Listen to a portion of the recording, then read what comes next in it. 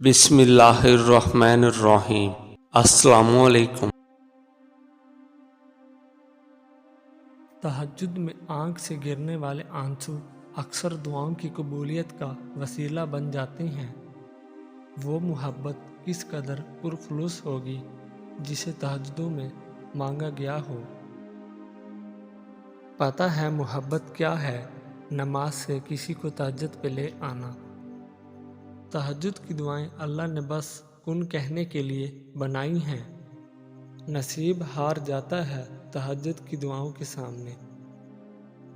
تہجد کے وقت اللہ وہ دعائیں بھی سن لیتا ہے جسے دنیا ناممکن کا خطاب دے چکی ہوتی ہے۔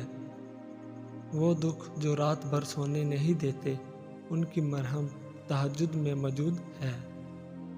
تہجد میں مانگی گئی دعا ایسا تیر ہے جس کا نشانہ کبھی خطا نہیں ہوتا۔ تہجد کی دعائیں جب نصیب کے روبرو آ کر کھڑی ہو جاتی ہیں تب کچھ بھی ناممکن نہیں رہتا۔ تب چار سکون کی صدائیں گونجتی ہیں، تہجد کا خاموش سجدہ اور زار زار بہتے ہوئے آنسو اللہ کبھی ضائع نہیں کرتا۔ زندگی میں خود کو کبھی کسی کا عادی مت بنانا، کیونکہ انسان بہت خود غرض ہے۔